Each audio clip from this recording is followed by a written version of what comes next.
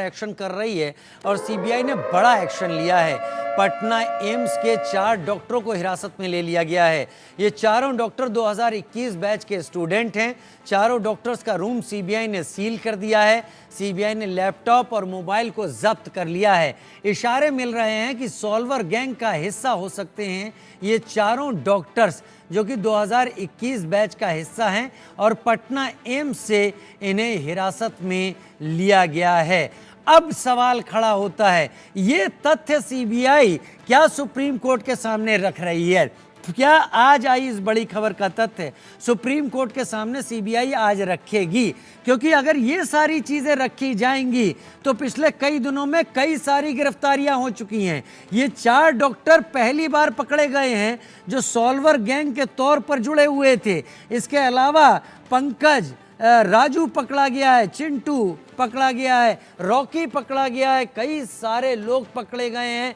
9 बच्चे जिनको पूछताछ के लिए बुलाया गया था उसमें से 2 ही आगे हाजिर हुए, एक बड़ा हिस्सा है। इसके अलावा गोधरा के सेंटर पर जो कुछ भी हुआ, तो क्या आज के इलेक्ट्रॉनिक युग में ये मानना काफ़ी है कि ये सारी चीज़ें केवल 2 सेंटर तक हुई होंगी?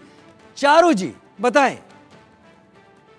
देखिए, ये बात तो मतलब it is like living under the rock कि हमें पता ही नहीं है कि पेपर सिर्फ 2 सेंटर से लीक हुए हैं। आपने हर जगह से डॉक्टर्स को पकड़ा है और जिन्होंने पेपर सॉल्व करे हैं। अभी तो इन्होंने पटना की अभी बात बताई है, इससे पहले जोधपुर एम्स से भी इन्होंने किसी को कहा था कि वो डॉक्टर नहीं थे, कोई इलाहाबाद के डॉक्टर थे, उन्होंने कहा था आप मेरे बेटे का पेपर लिख दीजिए। सो प्रॉब्लम है, और ये कहना तो बिल्कुल ही आज के युग में प्रॉपर नहीं है कि आप पेपर सिर्फ 2 ही सेंटर से गया होगा। और अगर आप इनके पहले के एंटीसीडेंट्स देखें, जो ये पेपर गैंग लीक करने वाले हैं, संजीव मुखिया वगैरह जैसे लोगों का नाम आ रहा है, ये एक पेपर नहीं, ये लोग सिस्टमैटिकली कई सालों से ये काम करते आ रहे हैं। और उसके बाद भी होता है कि कोर्ट आपको बेल दे देगा, फिर आप वही काम करना शुरू करेंगे। तो this is a system failure of the entire system and we have to address that. अगर ये ऐसा नहीं कि ये लोग सिर्फ नीट का ही पेपर्स कर रहे हो, ये और एग्जाम्स के भी हो रहे हैं, ये और एग्जाम्स में भी हो रहा होगा। आप सही इशारा दे रही हैं डॉक्टर इमरोज। एनटीए के ऊपर ईओयू पटना ने जब जांच की तो उसने इस बात का इल्जाम लगाया कि हम लगातार कहते रहे कि एनटीए हमें कुछ जानकारियां दे, हमारी इन्वेस्टिगेशन आगे जा रही है और हमें इसमें चीजें मिल रही हैं, लेकिन एनटीए ने सपोर्ट नहीं किया।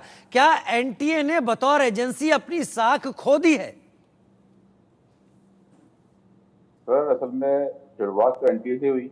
ये सीबीआई और सेंट्रल गवर्नमेंट और स्टेट गवर्नमेंट तो बाद में आई। एनटीए का अपना काम प्रॉपर करता, एनटीए चीज में अगर ढिलाई नहीं बरतता तो ये चीज होती ही नहीं। जो पेपर लीक हुआ है, जो भी चीजें हुई है बाद में।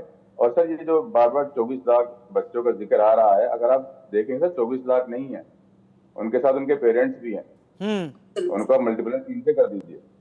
पेरेंट्स की मेहनत साथ में रहती है, पेरेंट्स का आस, पेरेंट्स की उम्मीद साथ में रहती है, उनकी मेहनत, उनका पैसा, सब चीज साथ में है। तो ये 1 करोड़ करीब बैठेगा, आप देखें 1 करोड़ की उम्मीद है साथ में सबके लोगों के। और शायद इसी दर्द से सारे परिवार और सारे बच्चे इस वक्त जूझ रहे हैं, इस उम्मीद में कि कभी तो पाक साफ होगी परीक्षा की ये पद्धति और प्रक्रिया। खैर, आज सुप्रीम कोर्ट के दहलीज पर पूरा मामला है। हम बहुत उम्मीद करते हैं कि सुप्रीम कोर्ट कुछ कड़ा और बड़ा फैसला आज ले सकता है। बहुत शुक्रिया डॉक्टर इमरोज और चारू जी, आप दोनों का।